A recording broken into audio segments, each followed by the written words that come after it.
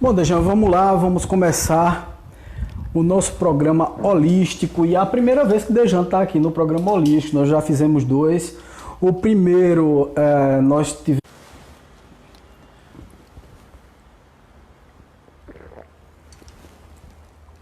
Pode começar. Continua. Vamos lá, isso. Vamos lá, pessoal. Deu uma falhazinha aqui, mas já voltamos à nossa transmissão. Tínhamos saído um pouquinho do ar. Essas coisas acontecem com a internet, né, Dejan? Ah, claro. A gente sabe muito bem que a internet é bicho que a gente não conhece direito. De vez em quando o negócio encrenca e não sai.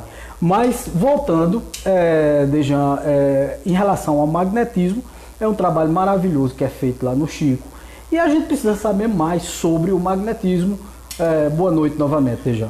Boa noite, Vaguinho. Boa noite aos ouvintes, aos companheiros que acompanham esse programa, que já tem uma certa penetração no meio e, como muito bem disse Vaguinho, já houve outras entrevistas e, com certeza, essa nossa é para tirarmos algumas dúvidas e acrescentarmos algumas informações, principalmente acerca da nossa atividade, a atividade do Chico Xavier, que desde há 8 anos a gente vem trabalhando, e foi quando nós implantamos, por uma necessidade e por uma inspiração da própria estrutura do Chico, que hoje tem um número considerado de voluntários, para prestar esse serviço através do magnetismo. E esse magnetismo que tem sido difundido, mas tem sido alvo de muita polêmica, porque realmente trata-se de um assunto que não é de tão fácil compreensão, ainda por conta dos dogmas, né, das crenças e até a própria ciência, que muitas vezes resiste a alguns fatores do magnetismo, porque você sabe que a ciência trabalha com a comprovação das experiências. Se assim não for, ela não aceita como verdade. E nós temos esse cuidado, e para tanto é preciso muito estudo, muita pesquisa, e a gente já vem há muito tempo fazendo isso, já nos deslocamos para outras localidades, já buscamos interagir e compartilhar com outras instituições, mas o trabalho continua. Nós temos a felicidade de anunciar que os resultados têm surgido. São resultados fantásticos. São fantásticos. Hoje nós temos uma média de quase 1.000 pessoas que são atendidas mensalmente, juntando os dias que nós atendemos, principalmente a segunda e a quarta. Temos as consultas, que são os atendimentos fraternos que fazemos.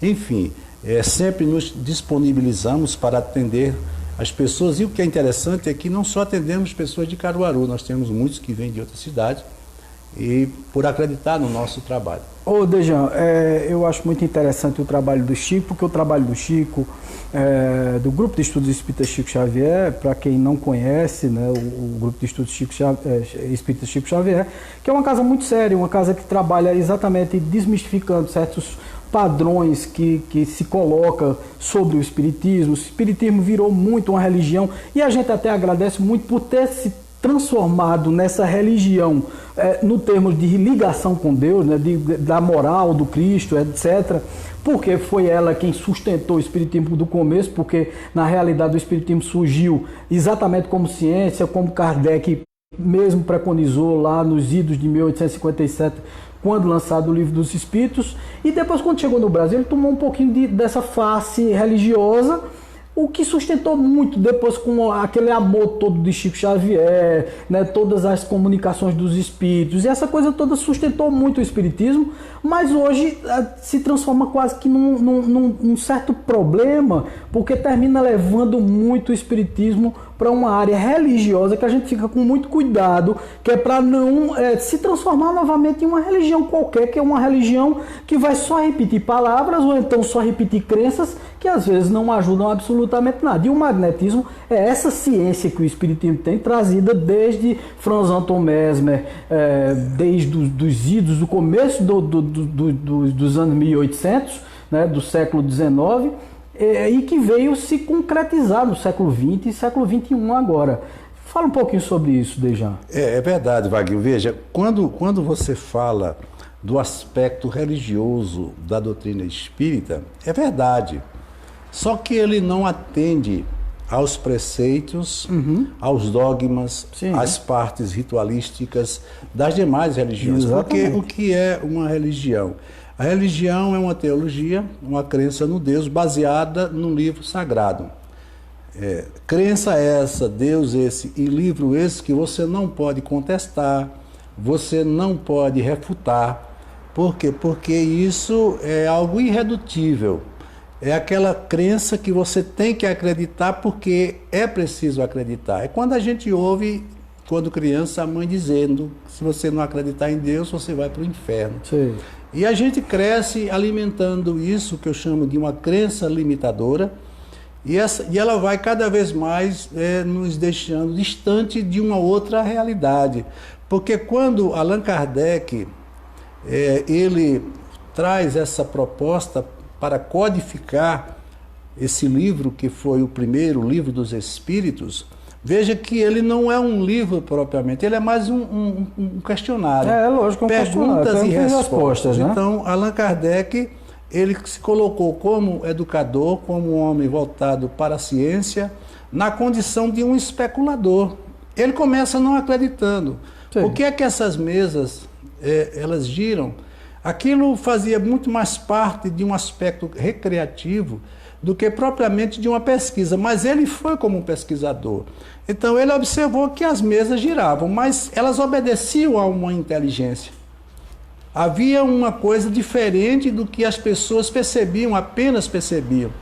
E aí ele começou a indagar e questionar aquilo, foi quando ele mergulhou. Mas para que ele, aí vem a parte mais importante, se servisse de todos os paradigmas e dos elementos daquela pesquisa, ele tinha uma base que era o magnetismo.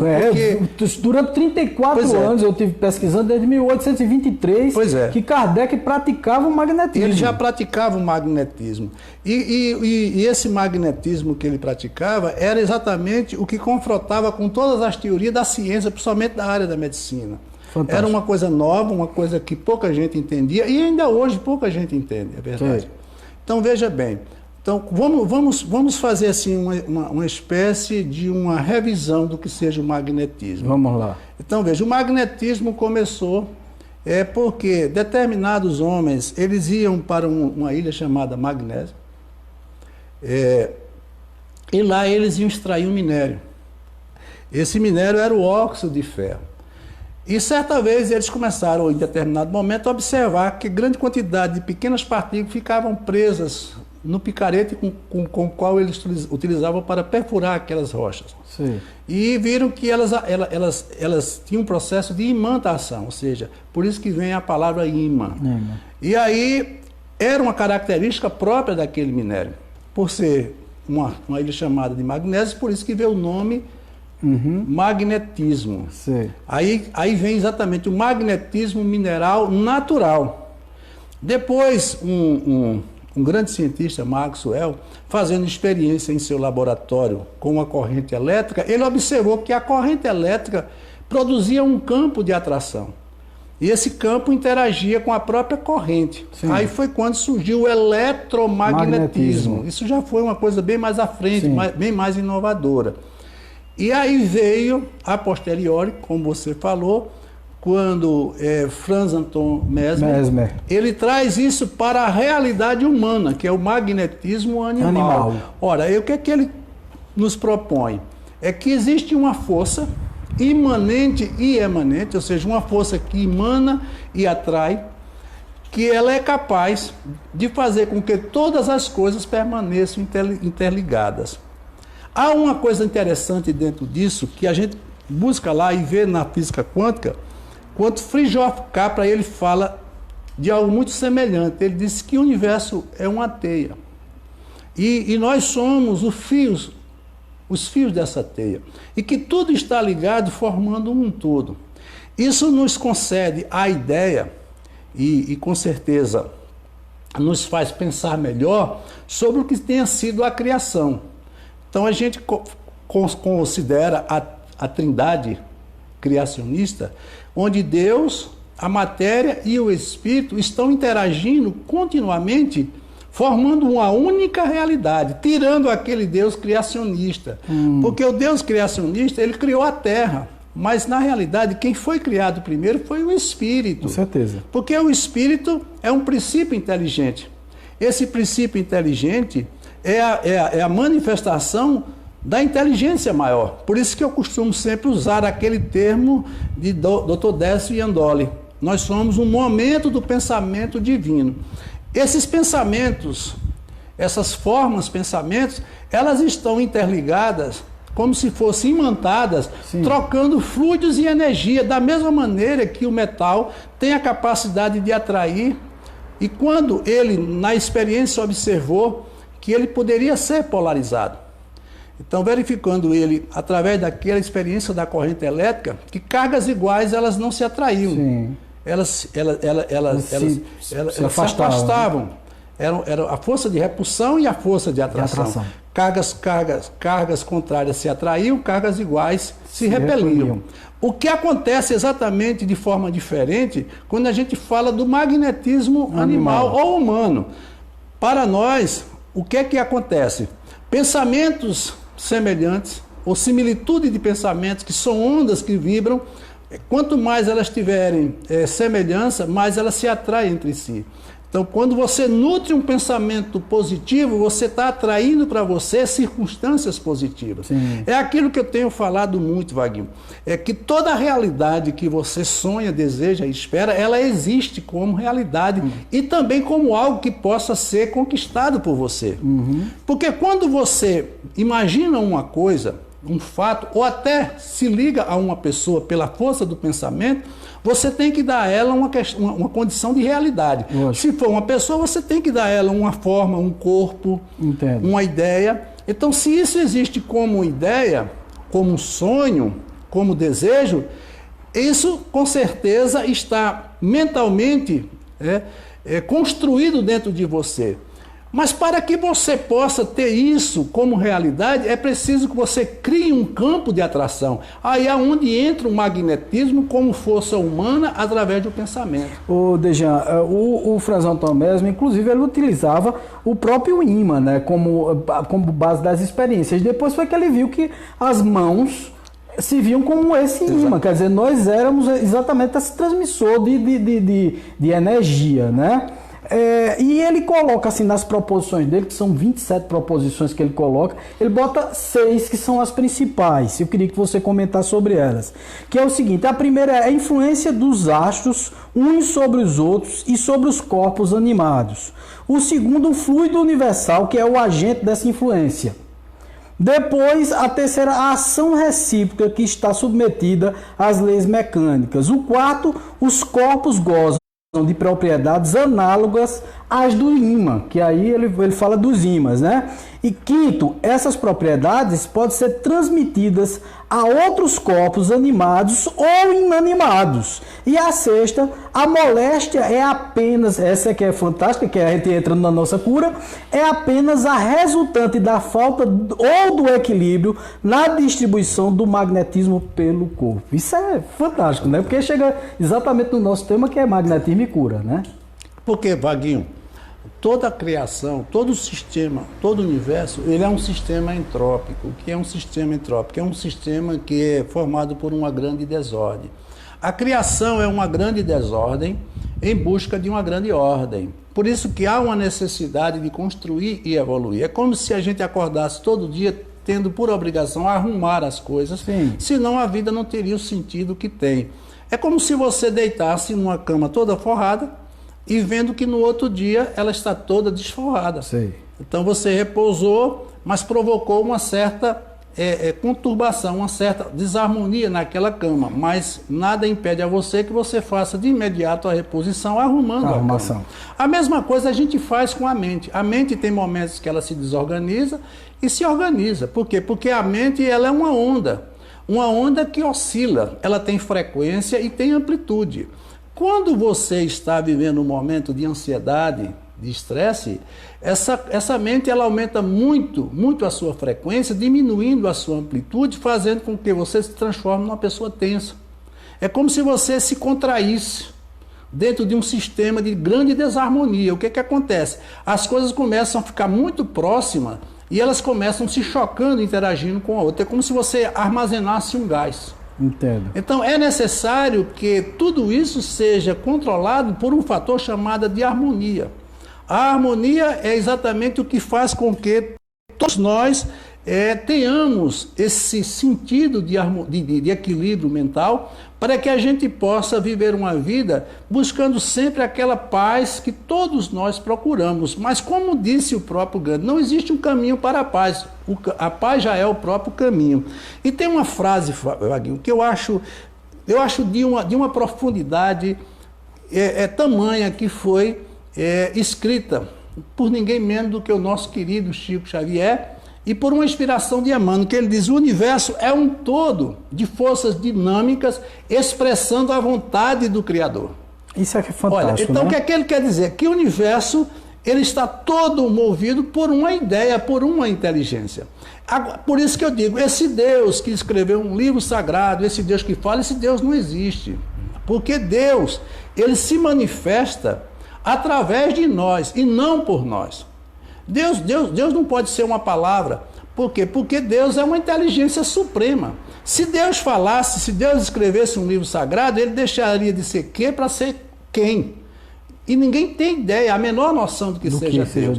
E como é que eu entendo esse Deus? Esse Deus é exatamente essa força que todos nós trazemos dentro de nós, que é capaz de fazer todas essas coisas que nós fazemos e, com certeza, muito mais do que nós possamos imaginar.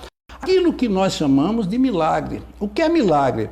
Milagre é uma coisa que a natureza fez, ou que você fez através da natureza e ela não soube explicar. Mas não significa que um dia você não possa explicar. Realizar aquilo. Porque isso tudo faz parte do que nós chamamos da ignorância humana. É lógico que a ciência ela não quer abrir espaço para isso, colocando sempre dentro do lado do misticismo, do imponderável, do não comprovado. E a ciência tem sua forma de trabalhar e a gente tem que respeitar essa ciência. Aí o que acontece? Nem a ciência abre mão dos seus preceitos e muito menos a religião dos seus dogmas e dos seus rituais e das suas coisas sagradas. Quem é que está errado? Não, cada um tem o seu caminho. Um dia essas duas realidades elas vão ter que se encontrar para que nós possamos formar um todo. Por isso que Einstein dizia que nenhum sistema contém a verdade inteira. Nenhuma consciência ainda é detectora de toda a verdade. Aí quando você fala exatamente desse magnetismo, como a gente usa, é exatamente essa força que você concentra e possui dentro de você, uma força imensurável, de uma proporção que nós não temos como imaginar, e que ela é movida por uma única realidade. Um todo de forças dinâmicas do pensamento. Tudo está na forma de baseado no pensamento. No pensamento, entendeu? Porque, veja bem, essa trindade que nós falamos, Deus, a consciência, ou a individualização da consciência, que é o princípio espiritual, e a matéria. Por quê? Porque Deus está em tudo.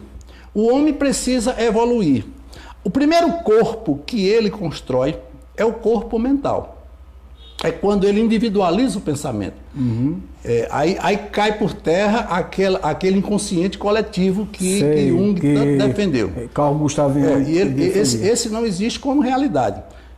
A partir do instante que nós nos tornamos individualidade, seremos para sempre individualidade. Por isso que nunca vai existir dois eu. Sei. Então isso é perfeito dentro da obra. Mas o homem, para que ele possa evoluir, ele terá que conviver com o outro. Por quê? Porque eu tenho que trocar informações e experiências, porque, como ele disse, se isso tudo é uma teia da nossa evolução, o materialismo, ele cai por terra quando ele não abre espaço para entender essa realidade, essa verdade. Porque, com certeza, nós já temos uma convicção que matéria e energia significam a mesma realidade. Coisa. Essa energia, ela se manifesta através de um campo. Esse campo é toda a realidade, né, que nós conhecemos. Ô Dejan, veja só, essa é a parte filosófica que eu acho fantástica, maravilhosa, e as pessoas gostariam muito de saber como se dá a cura através dos passes magnéticos e da água fluidificada, a água magnetizada.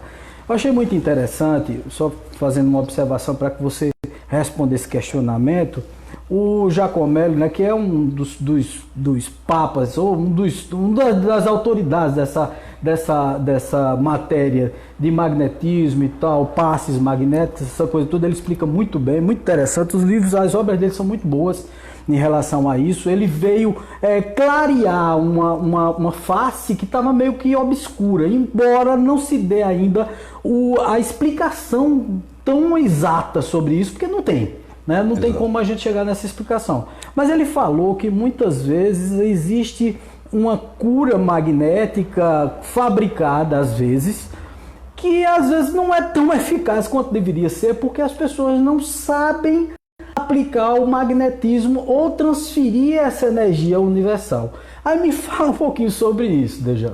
Vamos lá. Olha, veja bem, existem 3 maneiras da gente verificar esse aspecto. A mente, ela é implacável, né? É força dinâmica, como a gente falou antes. Porque muitas vezes as pessoas dizem, eu agi sem pensar. Isso não existe. Eu agi sem refletir. Sem refletir. Porque o pensamento é força dinâmica da mente, e sem o pensamento a gente não teria como existir. Com certeza. Então nós pensamos 24 horas por dia, todos os dias. Então, o que você pensa, você cria. O que você sente, você atrai. E o que você acredita torna-se realidade. Esses 3 fatores, concomitantemente, estão interagindo entre si. Então, quando você começa a entrar num processo de desarmonia mental, porque a mente, ela é o comando do corpo, ela é o comando de toda a nossa realidade. Uhum. É como se a mente fosse o gerente. Então, ela atua dentro de nós em 2 aspectos, ou em 2 áreas. No sistema nervoso central e através dos nossos centros de força. Sei. O sistema nervoso central é onde ficam os plexos nervosos, é onde se faz o trabalho de acupuntura. Entendeu? Esse centro, você veja, quando ele introduz a agulha em determinado centro, porque o médico, ele sabe, ele estuda aquelas áreas e sabe que aquele centro nervoso está ligado a determinados órgãos. Uhum. E ali ele faz uma neutralização e, consequentemente, ele consegue evitar que o fluxo de energia que está sendo enviado para aquela área, por ser um fluxo de energia desequilibrante e desarmônico, deixe de atuar, fazendo com que ele tenha ou sinta uma sensação de cura. Entendo. Isso atua muito bem, entendeu? Que são os meridianos. Sim. Quando nós, espíritas, trabalhamos com o magnetismo, nós já trabalhamos com a área contígua, ou seja, nós trabalhamos com o perispírito, que é o corpo espiritual, que está ligado ao plexo. Ao corpo. Porque tudo isso também está ligado à parte fisiológica, que são as glândulas endócrinas. São as 7 glândulas que começam na epífise, que é a pineal, que é a que recebe toda a carga mental e começa a distribuir. A nossa conexão com o mundo espiritual. Que fica nesse centro de força, ou chakra frontal. Ou seja, o meu corpo passa a funcionar de acordo com os pensamentos que eu estou emitindo. Se eu estou pensando em algo desequilibrante, por exemplo, se eu estou com raiva, o meu corpo está todo sentindo essa raiva. Sim. Se eu estou amando, meu corpo está todo sentindo esse amor. Porque tudo isso vai desencadear um processo de multiplicação de sinais e vão chegar às células. As células são as funcionárias dessa empresa que se chama corpo, que é dirigida por essa outra instituição que é a mente. Quer dizer que a mente que comandando tudo isso. Tudo comandando. Então, o meu corpo, ele vai ser formado, ele vai viver, ele vai permanecer da forma como eu penso. A prova é tanta que o processo da reencarnação, que é um contínuo de tudo isso, nos dá uma prova evidente de como as coisas funcionam. Entendo. Porque é que algumas pessoas nascem já trazendo determinadas anomalias, muitas vezes graves, impedidas de determinadas funções orgânicas, que nos deixa muito triste. Uma criança nasce sem a capacidade de ver, que uma das coisas que a criança mais precisa é de brincar com outra. Sim. Porque esse espírito veio, porque ele traz no seu gene espiritual, essa deficiência não como um castigo, mas algo que ele precisa aperfeiçoar quando ele, na experiência anterior, ele não conseguiu. Então é baseado na consciência dele. Ele é quem gera esse processo. Exatamente. Isso que o indiano chama de karma. Karma. Que a gente não vê dessa forma como karma, lógico. porque karma para ele significa castigo. E para nós não existe Não é castigo. Entendeu? Isso para nós é uma expiação, uma reparação. É quando você muitas vezes é obrigado a assumir um erro de forma mais direta. Quando você tem consciência disso, quando você tem uma noção do que fez e tem maturidade para entender o que fez, através do auto-perdão, você transforma isso numa prova. Entendi. Por exemplo, se eu fiz um grande mal, eu queria pagar esse grande mal com um grande amor. Entendo. Para que numa terceira experiência ou num terceiro encontro você diga, você me fez um mal, mas na experiência seguinte você me tratou com muito amor, e aí é onde Jesus diz que só o amor cobre a multidão dos pecados. Só amando é que eu posso retificar os meus erros e o meu desamor. Porque é isso que a gente tem trabalhado. O ódio vai sempre fomentar o ódio. Quando as pessoas dizem assim, bandido bom é bandido morto. Ainda hoje eu comentava sobre isso. Seria muito bom se ele morresse. Mas se ele foi penalizado dessa forma, ele deixa de ser um bandido para ser agora um obsessor bandido. Ele vai voltar trazendo todas as performances que ele tinha, porque ele não se corrigiu. Porque o processo da vida, Fabinho, isso que a gente faz, esses tratamentos, todo esse nosso trabalho, significa numa única coisa, o auto-perdão. As doenças, elas não são da forma como a gente pensa. Eu adoeci porque eu estou em desarmonia. Entendeu? Por isso que Emmanuel disse que saúde é a perfeita harmonia da alma. Não existe doença, existem pessoas que adoecem. Eu posso ter, de forma pré-existente, uma doença grave, mas eu não envido, não provoco o fator desencadeante, ela fica ali mantida ou contida. Quantas pessoas são portadoras de doenças que muitas vezes são doenças congênitas, doenças que não são curáveis, e a pessoa vive uma vida toda com ela. Por quê? Porque ele não avança além dos limites que são permitidos para não atingir aquela área que ele sabe que não pode atingir. Porque o que muitas vezes, Wagner, faz com que as pessoas adoeçam e sejam infelizes é a falta de limite. Em tudo na vida. Eu costumo sempre dizer, a melhor coisa que nós fazemos é comer. Se você comer demais, você adoece. O corpo ele não aceita nada que seja além do que ele é capaz de suportar. Imagine o corpo mental, que ele é de uma sutileza maior. Sim, então, muitas vezes a gente recebe uma carga de emoção tão desequilibrante que a gente perde até o sentido. Aí quando as pessoas, que são os processos mais graves, que são as distonias mentais, eles nos procuram através de uma depressão, de uma ansiedade, do estresse, como nós já falamos.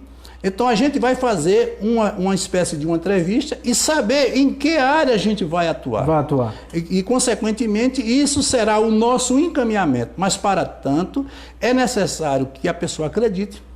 É preciso que ela contribua com o processo para que isso tenha uma eficácia. Eu costumo dizer, Vaguinho, a mente ela é uma casa.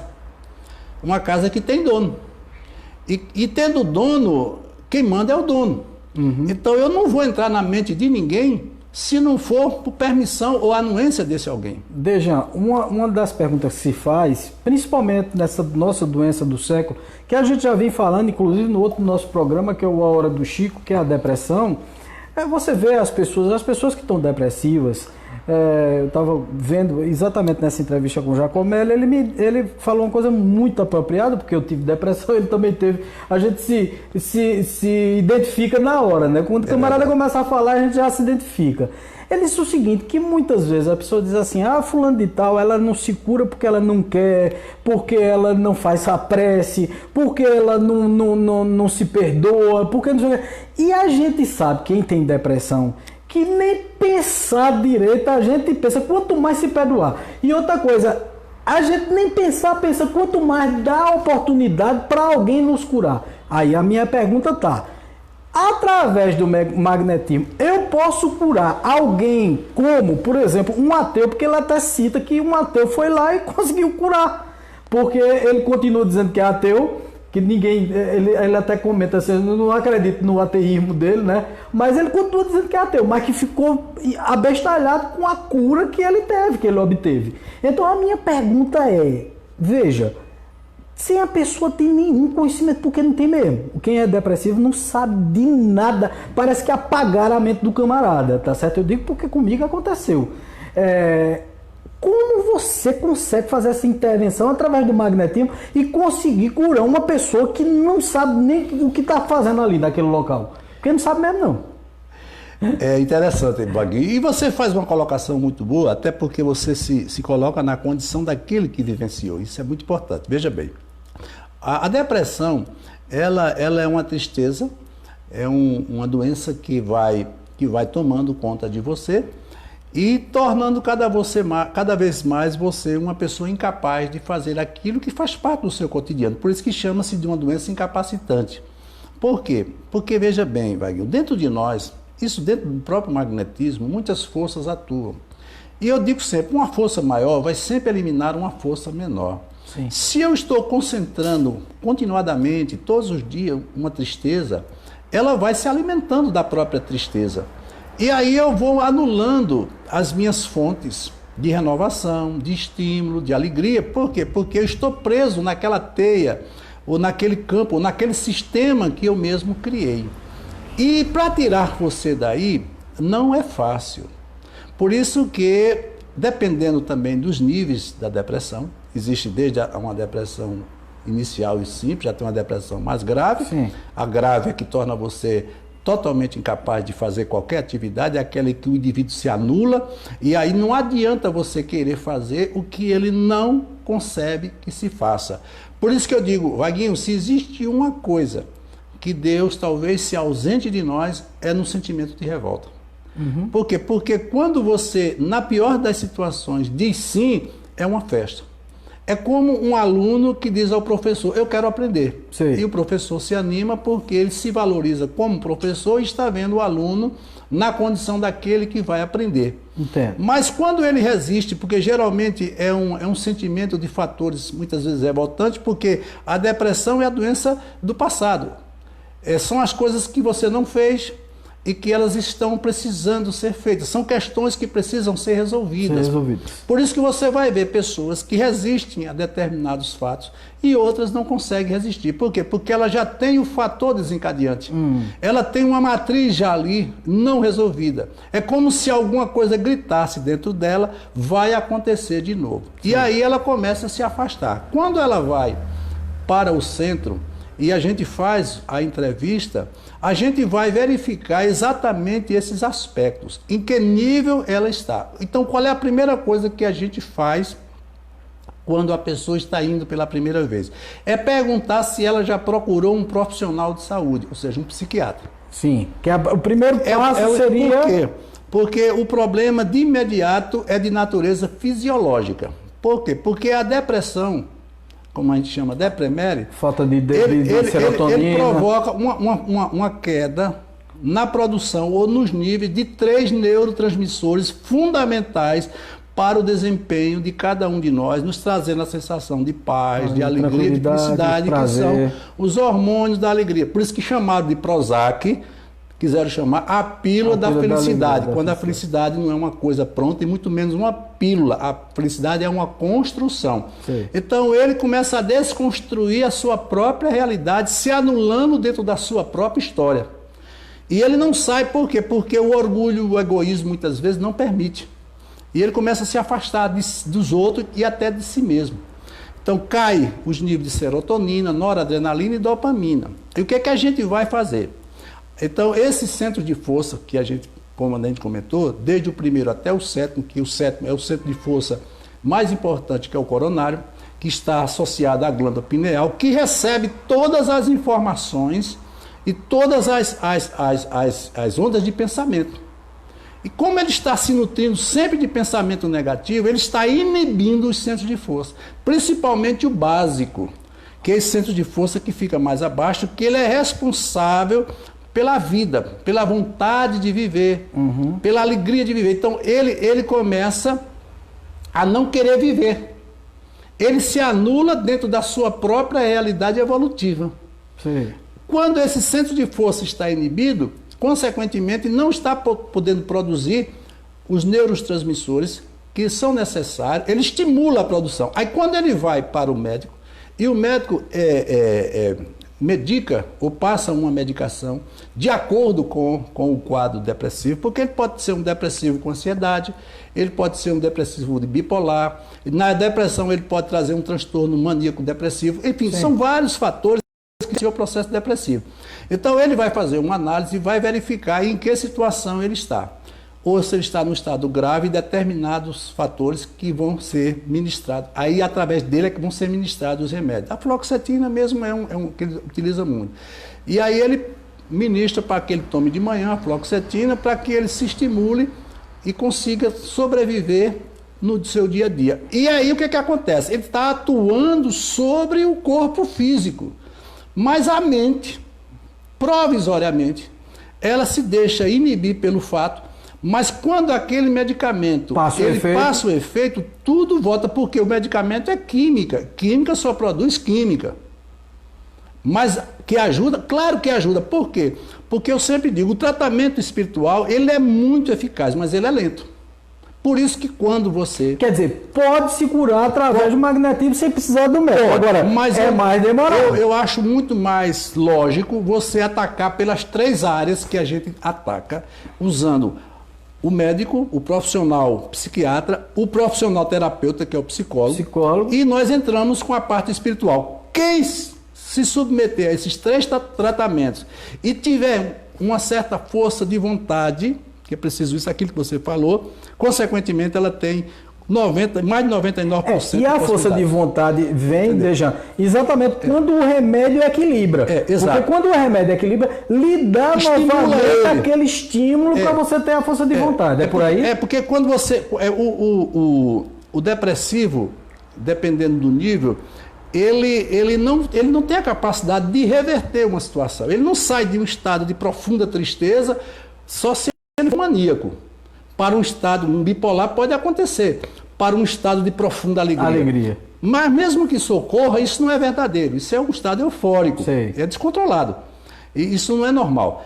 Mas você veja bem, quando ele vai para a casa espírita, o magnetizador, aí vem a parte nossa, ele vai emitir energia naquele centro de força que eu indiquei, através da orientação e da consulta, e ali ele vai ou ejetar energia, se no caso ele estiver inibido, ou dispersar a energia se ele estiver congestionado. Sim. Vai depender do quadro dele. Porque muitas vezes ele vai para o passo magnético e o magnetizador não observa que ele já está congestionado. Muitas vezes o próprio estresse faz com que aquele centro de forças estejam acumulando quantidade de energia negativa. Entendi. E aquela energia está nutrindo aquele mal que ele está sentindo.